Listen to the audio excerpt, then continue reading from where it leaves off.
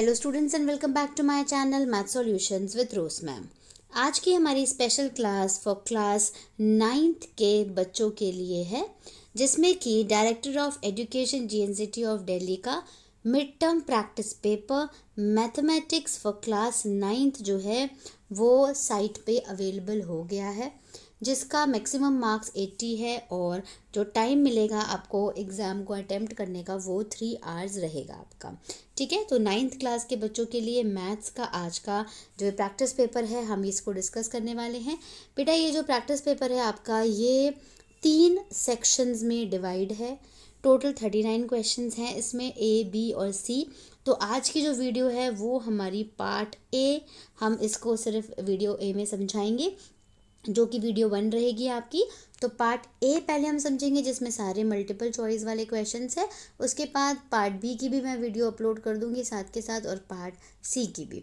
तो आपको 1 बाय 1 करके सारी वीडियोस को देखना है और इसको अपने मैथ्स के रजिस्टर में इसको कॉपी करना है क्वेश्चन बाय क्वेश्चन। ठीक है, तो बेटा ये तो है जनरल इंस्ट्रक्शंस। ठीक है, आप इसको यहाँ पर थोड़ा सा वीडियो को पॉज करके ये सारे रीड कर लीजिएगा।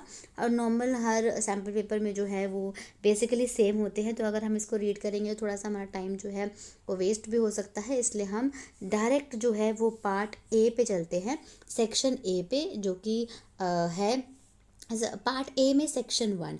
पार्ट ए में ना बच्चे 2 सेक्शन हैं। ठीक है, ए है सेक्शन 1 है और सेक्शन 2 जो है वो केस स्टडी वाला है। तो पहले हम सेक्शन 1 के क्वेश्चंस कर लेंगे, सभी 1-1 मार्क्स के हैं। ठीक है, तो चलिए हम अपनी वीडियो को शुरू कर लेते हैं। और वीडियो को शुरू करने से पहले आप सभी से रिक्वेस्ट है कि प्लीज़ चैनल को सब्सक्राइब कर दीजिए, वीडियो को लाइक और अपने दोस्तों के साथ इसको शेयर करना मत भूलिएगा। Question number 1 to 16 are multiple choice questions. Each question is of 1 marks. यानी ये बहुविकल्पीय प्रश्न है और हर प्रश्न 1 अंक का है। क्वेश्चन देखिए, if A B is equals to Q R, B C is equals to P R and C A is equals to P Q in A B C and P Q R, then यदि त्रिभुज ए B सी और त्रिभुज P Q are में A B बराबर Q R, B सी बराबर P R और सी ए बराबर P Q हो, तो इन चारों में से कौन सा कॉन्ग्रेंट माना जाएगा, यानी सर्वांग सम माना जाएगा। तो हम पहले क्या करते हैं, 2 ट्राइंगल ले लेते हैं। ठीक है, अब आपको इन दोनों ट्राइंगल को पहले तो देखना है कि कौन किसके इक्वल आ रहा है। अगर हम सबसे पहले ए और बी पे चलें, तो अगर देखिए यहाँ पे हमने ए लिया, यहाँ पे बी ले लिया, यहाँ पे सी ले लिया। ठीक है, ऐसे ही ऊपर ले लिया पी, क्यू और आर। ठीक है, अब सबसे पहले उसने बोला है A B is equals to Q R. A B जो है ये वाली लाइन किसके इक्वल है, क्यू आर के इक्वल है। उसके बाद बी सी पी आर के, बी सी जो है ये 2 लाइन पी आर के इक्वल है। और तीसरा सी ए पी क्यू के, ये तीसरी लाइन जो है वो पी क्यू के इक्वल है। ठीक है, अब इक्वल होने के बाद आप इन ट्राइंगल को अगर हम पढ़ेंगे तो ये ट्राइंगल क्या निकल के आएगा बेटे, सी बी ए, और दूसरा ट्राइंगल है पी आर क्यू। तो कौन सा वाला ऑप्शन करेक्ट हुआ, क्वेश्चन नंबर 1 का सी पार्ट जो है ये आपका करेक्ट हो गया, जिसमें एंगल सी बी ए, ट्राइंगल सी बी ए कॉन्ग्रेंट है यानी सर्वांग सम है ट्राइंगल पी आर क्यू के। ठीक है, तो ये फर्स्ट वाला क्वेश्चन हमने कंप्लीट कर लिया। अब हम चलते हैं क्वेश्चन नंबर 2 पे। क्वेश्चन नंबर 2 को अगर हम रीड करें तो ये आता है, देखिए यहाँ पे, a number is irrational if it's decimal representation is. एक संख्या अपरिमेय होती है यदि उसका दशमलव निरूपण हो। तो इसका आंसर है, जब इरैशनल नंबर होता है ना कोई भी, तो उसका जो डेसिमल रिप्रेजेंटेशन निकलता है वो होता है आपका नॉन टर्मिनेटिंग नॉन रिकरिंग, यानी अशांत अनावर्ती। तो इसका सेक्शन जो ऑप्शन बी है आपका, ये आपका करेक्ट है। ठीक है, इसमें तो कुछ सॉल्व करने की ज़रूरत नहीं है, ये तो हमने पहले से ही लर्न किया हुआ था। अब इसी में बेटा या तो आपको ये करना होता है या तो ये, लेकिन आप कॉपी में दोनों ही क्वेश्चन करेंगे, क्योंकि आपको नहीं पता ना कि कौन सा क्वेश्चन आपको आ जाएगा, तो आपको रजिस्टर में दोनों क्वेश्चन करने हैं। अब इसका और वाला रीड कर लेते हैं हम। Which of these is a correct way to convert this to an equivalent number इनमें से क्या इसको हर एक को परिमेय संख्या में बदलने का एक सही तरीका है। Whose denominator is a rational number. तो रैशनल नंबर कैसे आ सकता है इक्विवेलेंट, बेसिकली वो आपको बताना है। तो पहले तो देखिए आप इसमें से इन चारों में से करेक्ट कौन सा है ना। तो इसके लिए हम देखिए कैसे सॉल्व करेंगे। ये जो √63 दिया हुआ है, अगर हम √63 को सॉल्व करेंगे तो ये 3√7 बन सकता है। ठीक है, कैसे? क्योंकि 3 का स्क्वायर हो गया आपका, अगर हम इसका स्क्वायर करते हैं, इसका स्क्वायर करोगे आप तो देखिए 3 का स्क्वायर हो गया 9, √7 का 7, तो 9 6 कितना हो गया 63 आ गया। ऐसे ही 20 का क्या होगा, देखिए 20 के लिए 2√5 होगा। 2 का स्क्वायर करेंगे 4 और 5 का 5, 5 4 5 20। तो आपके पास 3√7 और 2√5 जो है वो नंबर दो हैं जो आने चाहिए। तो देखिए यहाँ पे 3√7 और 2√5 है, यहाँ है, यहाँ नहीं है, तो ये तो ऑप्शन कैंसिल हो गया। यहाँ पर नहीं है, ये भी ऑप्शन कैंसिल हो गया। अब यहाँ पे इन दोनों नंबर को, यहाँ पर प्लस का निशान है, प्लस का निशान नहीं होता है, यहाँ पे क्या दे रखा है, मल्टीप्लाई दे रखा है ना, तो ये भी कैंसिल हो गया। तो जब तीनों ही कैंसिल हो गए तो बचा कौन सा करेक्ट ऑप्शन, फर्स्ट वाला, जिसमें कि मल्टीप्लाई भी दे रखा है और प्लस दे रखा है। तो माइनस से हमें इसको रैशनलाइज यानी इसका परिमेयकरण करना है। ठीक है, तो आपको इसको सॉल्व करके ज़रूरत नहीं है दिखाने की, ऑप्शन ए जो है आपका करेक्ट है। कैसे आया वो मैंने आपको बता दिया। Question number 3, a student recorded the population of some villages as shown below. एक विद्यार्थी ने कुछ गांवों की जनसंख्या को निम्न अनुसार दर्ज किया। ये यहाँ पर जनसंख्या है बच्चे, और यहाँ पर इसका ये ग्राफ बना हुआ है।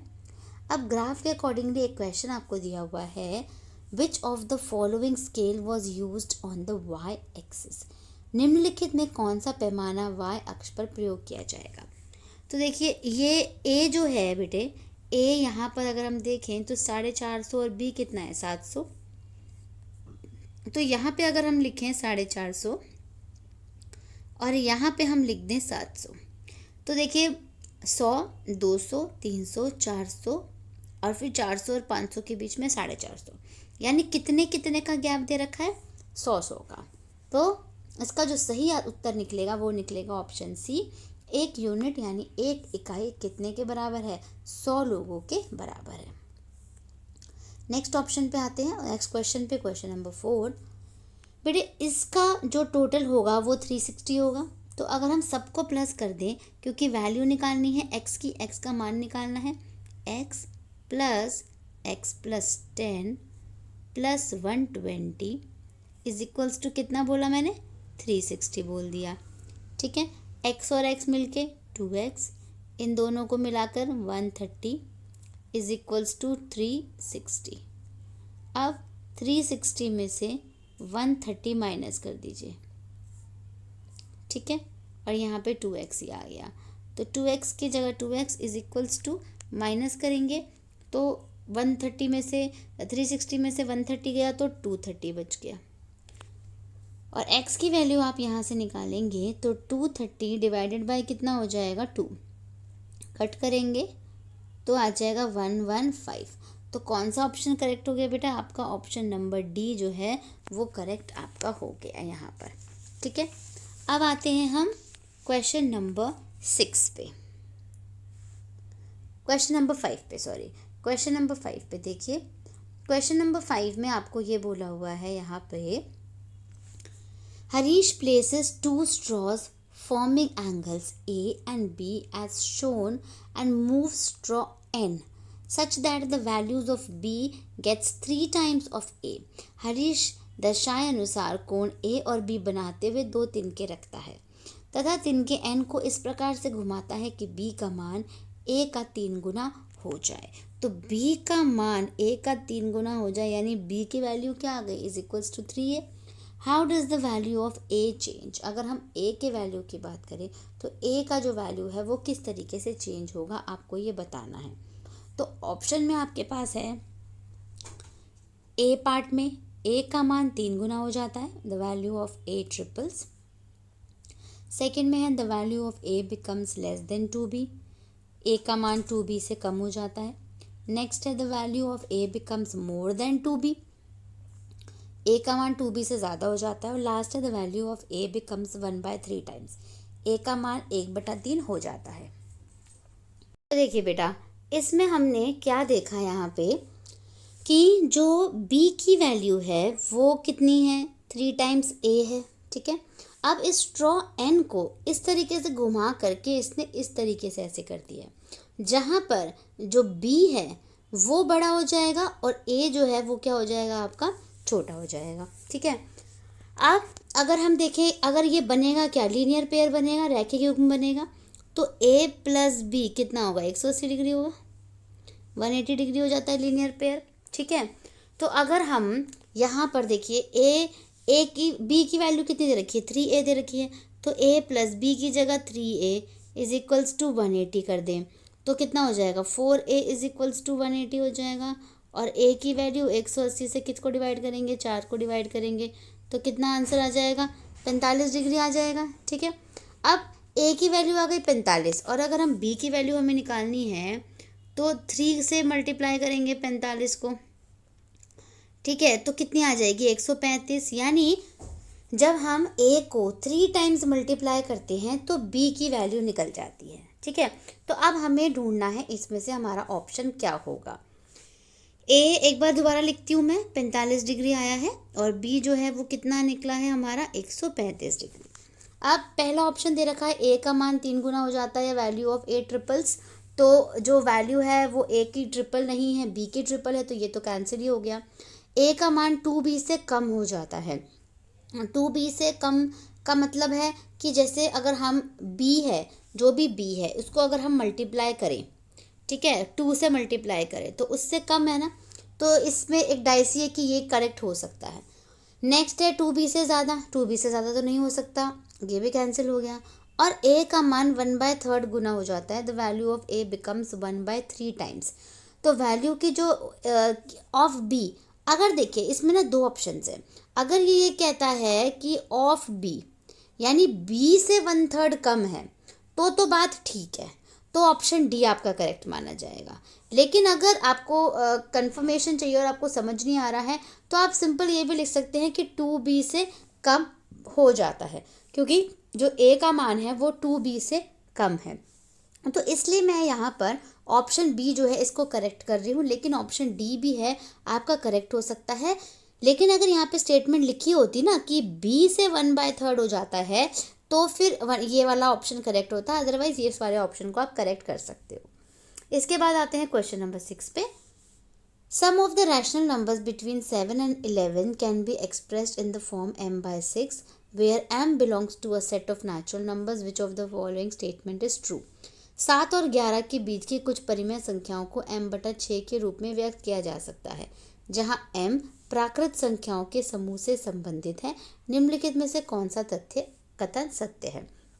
देखिए ये आपके पास एक चीज़ है जिसमें m की वैल्यू आपको 42 डालिए और 66 डालिए।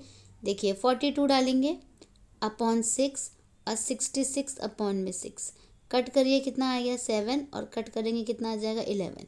तो यानी 7 और 11 सेम नंबर चाहिए था, तो फर्स्ट ऑप्शन ही करेक्ट आ गया हमारा। हमें बाकी ऑप्शन को करने की ज़रूरत ही नहीं है, क्योंकि बाकी ऑप्शन में हम करेंगे तो हमारा डिफरेंट आंसर आएंगे। इसमें देखिए 7 आ जाएगा, लेकिन इसमें 11 पॉइंट समथिंग आएगा।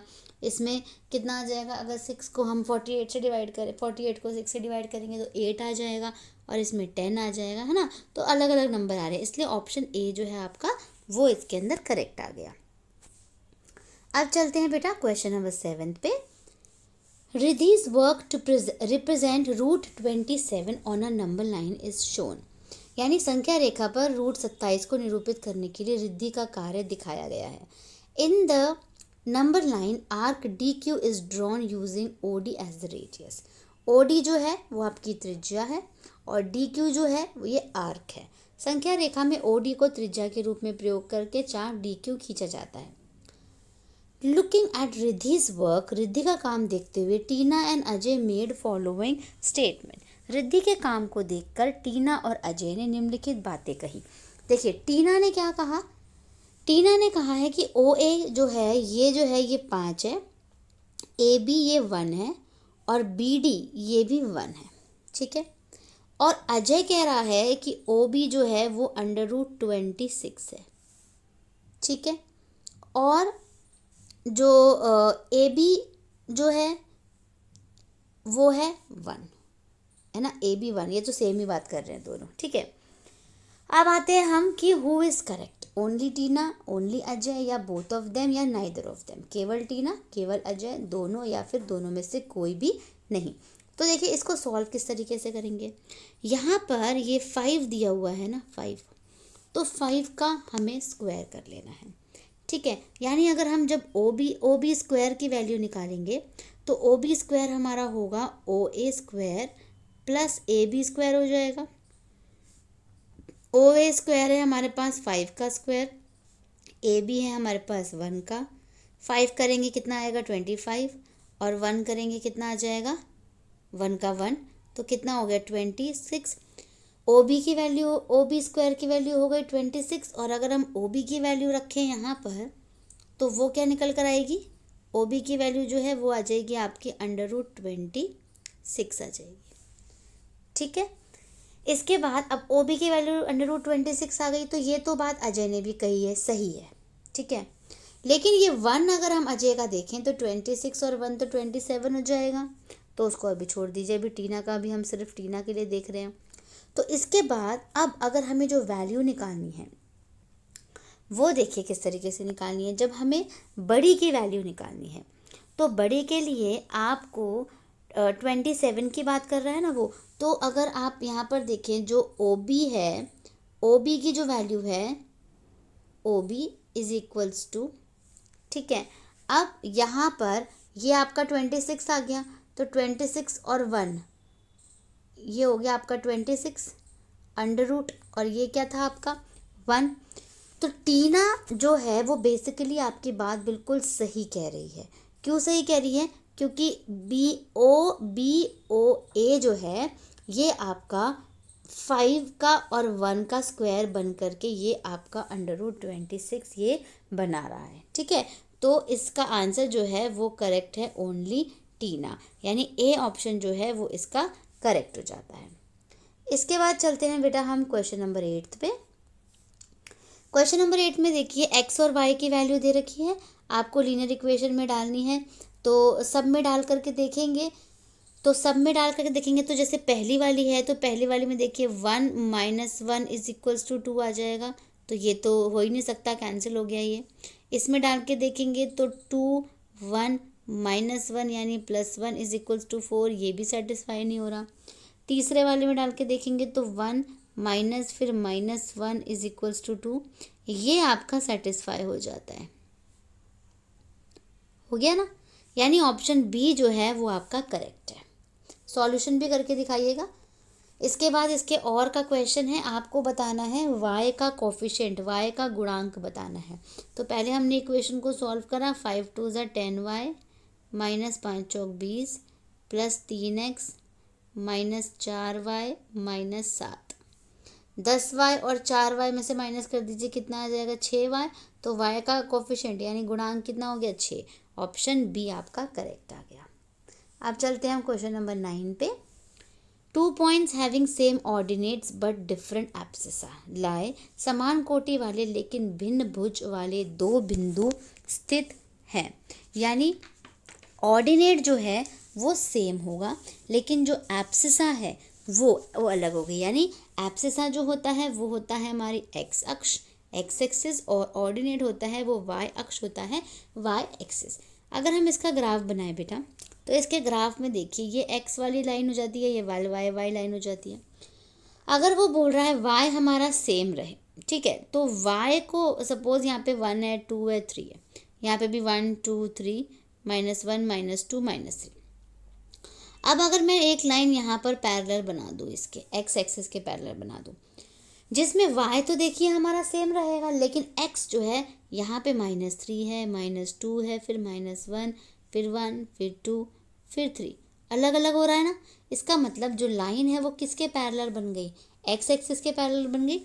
तो सी ऑप्शन जो है वो करेक्ट है, x अक्ष के समानांतर रेखा, एक रेखा पर on a line parallel to x axis, ठीक है। तो क्वेश्चन नंबर 9 भी हमारा क्लियर हो गया। इसके बाद हम चलते हैं क्वेश्चन नंबर 10 पर। Two angles whose sum is equal to 180, दो कोण जिनका योग 180 होता है वो क्या कहलाते हैं? सप्लीमेंट्री एंगल कहलाते हैं बेटा। तो ऑप्शन डी जो है वो आपका ये है करेक्ट है, संपूरक कोण बोला जाता है उनको। और इसके अथवा वाले क्वेश्चन में if one angle of a linear pair is acute then the other angle will be, suppose total होता है आपका 180 डिग्री। अगर एक एंगल आपका एक्यूट है, एक्यूट हम ले लेते हैं 80 डिग्री का, तो दूसरा एंगल कितना हो जाएगा? 100 डिग्री का हो जाएगा। तो 100 डिग्री कौन सा है? ऑब्ट्यूस है ना, अधिक कोण है, क्योंकि ये न्यून कोण है, ये अधिक कोण है। तो ऑप्शन सी हमारा करेक्ट आ गया, ऑब्ट्यूस एंगल यानी अधिक कोण। इसके बाद हम चलते हैं क्वेश्चन नंबर 11 पे। क्वेश्चन नंबर 11 में बच्चों आपको दिया हुआ है यहाँ पर, the triangles made by two intersecting lines as shown in figure. आपको यहाँ पर इंटरसेक्टिंग लाइन्स से कट करके आपको दो ट्राइंगल दिए हुए हैं। तो आपको क्या बताना है? सिद्ध करने इन दोनों को, यानी ये सर्वांगसम सिद्ध है, ये कॉन्ग्रेंट प्रूफ है, इनको सिद्ध करने के लिए क्या अतिरिक्त जानकारी की आवश्यकता है? तो पहले नंबर 1 एक एक करके चलते हैं। तो पहला वाला है DOS ये वाला कोण, TOI ये वाला कोण, यानी वर्टिकली ऑपोजिट एंगल, शीर्ष अभिमुख कोण। तो ये तो बराबर है, इसका मतलब ये करेक्ट है। बी देखो OTI ये वाला और ODI ये वाला, ये दोनों बराबर नहीं है, तो इसको कट कर दीजिए। बी देखिए ये वैसे सी होगा। सी देखिए TO और OS ये भी बराबर नहीं है, कैंसिल कर दीजिए। TI और SD भी बराबर नहीं, ये भी कैंसिल कर दीजिए। बचा क्या? ए ऑप्शन, यानी आपका ऑप्शन ए जो है वो करेक्ट है। इसका सेकंड वाला देखिए आप, और वाला दो आपको ट्राइंगल दे रखे हैं, एक XYZ दे रखा है, एक SUT दे रखा है या STU दे रखा है। आपको बताना है ये कैसे कॉन्ग्रेंट है। देखिए ये 12 है, तो यहाँ पे हाइपोटेन्यूस एक जो है वो 13 हो जाएगा कर्ण की भुजा, और यहाँ पे 13 12 है तो यहाँ पर 5 हो जाएगी, ठीक है। और ये 90 डिग्री का है, 90 डिग्री का है, तो ये SS से भी हो सकता है, SAS से भी हो सकता है, RHS से भी हो सकता है, और ऑल ऑफ द अबव भी हो सकता है। इसलिए आपका डी पार्ट जो है वो करेक्ट है, क्योंकि ऑल ऑफ द अबव सारे के सारे जो हैं वो उपयुक्त, सभी सारे आंसर्स जो हैं इसमें क्या है? ठीक है। इसके बाद बेटा आपको कहीं पे भी डाउट लगता है ना, तो आप मुझसे कमेंट करके पूछ सकते हैं। अब हम चलते हैं हमारे क्वेश्चन नंबर 12 में। क्वेश्चन नंबर 12 दिया हुआ है, टू ट्राइंगल्स आर शोन, दो ट्राइंगल दिए हुए हैं, पेरीमीटर दे रखा है 30, तो यानी एक 10 हो गया, एक 8 हो गया, और तीसरी वाली कौन सी निकल गई? 12 निकल गई, तब भी 30 आएगा पेरीमीटर। क्वेश्चन आता है, आर द ट्राइंगल्स कॉन्ग्रेंट, क्या त्रिभुज सर्वांगसम है? तो इन चार ऑप्शन में से आपको बताना है कि कौन सा ऑप्शन जो है वो करेक्ट है। पहला ऑप्शन आता है yes, as in calculating the missing angle in each triangle it can be concluded the angles are congruent by AAA criteria। हाँ, प्रत्येक त्रिभुज में अज्ञात कोण की गणना करने पर यह निष्कर्ष निकाला जा सकता है कि त्रिभुज AAA नियम से सर्वांगसम है। नहीं, क्योंकि जो कॉन्ग्रेंसी रूल होता है, सर्वांगसम का नियम होता है बेटा, उसमें AAA यानी एंगल और एंगल जो है उसे काउंट नहीं किया जाता। या तो साइड एंगल साइड होता है, या सिर्फ साइड होता है, या फिर राइट हाइपोटेन्यूस साइड होता है, ठीक है। फिर आता है सेकंड ऑप्शन, देखिए B as the missing angle in each can not be calculated, कि जो मिसिंग एंगल है उसे कैलकुलेट नहीं कर सकते, तो ये भी रॉन्ग होगा, क्योंकि जो मिसिंग एंगल है उसको कैलकुलेट किया जा सकता है। ये 70 डिग्री हो जाएगा और ये आपका 50 डिग्री हो जाएगा, ठीक है। तो ये भी कैंसिल हो गया, ये भी कैंसिल हो गया। अब आते हैं हम सी पे। The conclusion about the कॉन्ग्रेंसी of triangle can be made if the length of is known, कि अगर UL पता चल जाए तो भी हमें पता चल जाएगा। तो UL तो हमने निकाल ही लिया 12, लेकिन फिर भी पता तो नहीं चल रहा कि कॉन्ग्रेंट प्रूफ है, तो ये भी कैंसिल हो गया। लास्ट वाला है, लास्ट वाला बच्चों करेक्ट माना जाएगा। क्यों माना जाएगा? क्योंकि वो ये बोल रहा है कि अगर हमें तीनों साइड्स पता चल जाए, यानी जो ये वाला, अब इसकी हमें पता चल गई 10 8 12, अगर हमें इसकी भी पता चल जाए तो हम ये इजीली प्रूव कर सकते हैं कि ये दोनों त्रिभुज जो हैं वो सर्वांग सम है, यानी जो both are the triangles are congruent, हम ये भी प्रूव कर सकते हैं। तो ऑप्शन डी जो है बेटे वो आपका करेक्ट है। अब आते हैं क्वेश्चन नंबर 13 पे। The area of an equilateral triangle, इसका फॉर्मूला होता है ये √3/4 तो ऑप्शन डी जो है वो करेक्ट है आपका। नेक्स्ट है, इसको थोड़ा सा समझना पड़ेगा, थोड़ा सा टेढ़ा करके ये क्वेश्चन दिया हुआ है, पर डरने की ज़रूरत नहीं है। अगर हम बस हिम्मत दिखाते हैं और थोड़ा सा दिमाग लगाते हैं तो सारे क्वेश्चन हमसे सॉल्व हो जाते हैं ईजिली। इफ़ S-A दिया हुआ है, S-B और S-C दिया हुआ है, आपको पेरीमीटर निकालना है। तो पहले सबको हम ऐड कर लेते हैं, S-A, S-B और S-C बराबर सबको ऐड कर दीजिए, 30, 20, 50 और 10, 60। अब S और S मिल के कितना हो गया, 3S। माइनस कॉमन ले लीजिए सब में, तो A + B + C बच जाएगा, = 60। अब A + B + C की जगह देखिए, जो सेमी पेरीमीटर होता है बेटा वो होता है S = A + B + C/2 और 2S की जो वैल्यू होती है वो आती है आपकी A + B + C। तो A + B + C की जगह 2S लिख सकते हैं। तो यहाँ पे 3S - 2S = 60 और S = 60 आ गया। अब सेमी पेरीमीटर आपके पास 60 आ गया, तो पेरीमीटर कितना होगा, डबल होता है आपका, ठीक है। तो 120 आ गया, पेरीमीटर कितना आ गया, 120। अब हम देखते हैं हमारे ऑप्शन में 120 अवेलेबल है कि नहीं है। येस अवेलेबल है, option D is the correct answer of question number 13। Next देखिए क्वेश्चन नंबर 14 में, the semi perimeter of a triangle whose side they रखिए बच्चों 15, 20 और 25। आपको सेमी पेरीमीटर निकालना है, सबको ऐड कर लीजिए, 15 + 20 + 25/2 कट कर लीजिए, कितना हो गया, 60/2 कट करेंगे तो कितना आ जाएगा, 30 डिग्री, यानी 14th का ऑप्शन सी जो है वो आपका करेक्ट है। इसके बाद आते हैं क्वेश्चन नंबर 15th में। ये भी थोड़ा सा टेढ़ा क्वेश्चन दे रखा है, मतलब ईजिली ये नहीं है कि देखते ही ये सॉल्व हो जाएगा, इसको थोड़ा टाइम लगेगा सॉल्व होने में, है ना। तो पहले कर लेते हैं इसको। देखिए क्वेश्चन मैं रीड कर देती हूँ पहले। If on adding this to this, यानी इस वाले व्यंजक में ये अगर हम जोड़ देते हैं तो एक रैशनल नंबर मिलेगा, एक प्रमेय संख्या प्राप्त होगी, वो परिमेय संख्या आपको बतानी है और k का मान बताना है। तो बेटा बेस्ट ये रहेगा कि आप इन सारी वैल्यूज़ को k की जगह डाल लीजिए और फिर जिसका आंसर सही निकलता है आप वो निकाल लीजिए। देखिए अगर आप 6 डालेंगे तो √6 तो किसी का भी उसका आंसर कुछ निकलता नहीं है, तो इसलिए ये तो ऑप्शन नहीं होगा।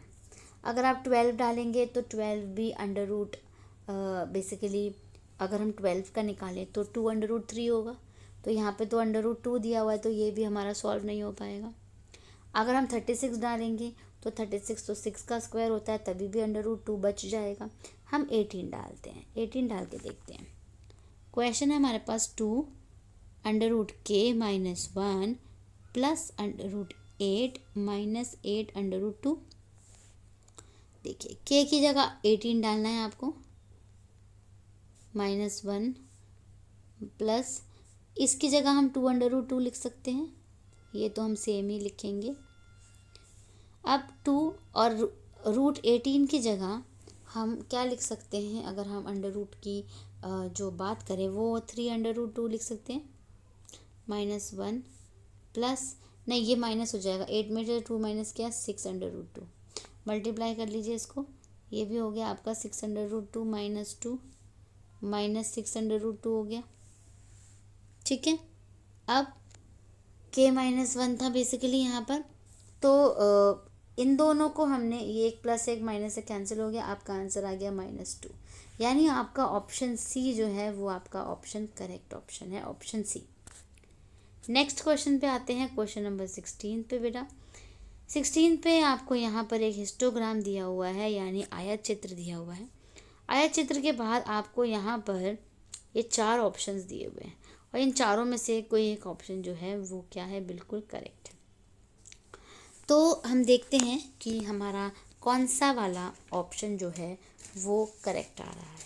ठीक है, तो करेक्ट के लिए देखिए यहाँ पर आप क्या करेंगे, फर्स्ट वाला पार्ट हम पहले पढ़ लेते हैं।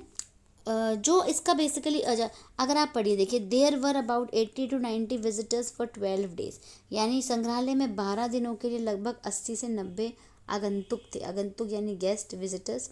तो नीचे देखिए नंबर ऑफ़ विजिटर्स है, ऊपर नंबर ऑफ़ डेज है। तो अगर 80 to 90 वाले में देखें, इस वाले में ठीक है, तो इसमें कितने आ रहे हैं, 10 आ रहे हैं ये तो यहाँ तो 12 दिया हुआ है, इसका मतलब ये रॉन्ग है। नेक्स्ट वाला 60 to 70 में कितने होने चाहिए, 5 होने चाहिए। तो 60 to 70 में देखिए ये 70 है ना, तो ये कितना आ रहा है, 5 आ रहा है, तो ये हो गया आपका करेक्ट। 120 to 140 में वो बोल रहा है 6, तो लेकिन ये तो ज़्यादा है, तो ये भी कैंसिल हो गया। 100 से 120 में ये भी ज़्यादा है, तो ये भी कैंसिल हो गया। यानी ऑप्शन बी जो है बेटा वो इसका करेक्ट ऑप्शन है। तो आपके सेक्शन जो आपका पार्ट ए है उसका आपका सेक्शन 1 वो कंप्लीट हो चुका है। ठीक है, अब आपके पास जो सेक्शन 2, तो बेटा ये तो था आपका सेक्शन 1 पूरा कंप्लीट हो गया। अब हम सेक्शन 2 करेंगे। तो सेक्शन 2 में बेटा आपको यहाँ पर केस स्टडी वाले क्वेश्चंस दे रखे हैं यहाँ पे 17 to 20 के।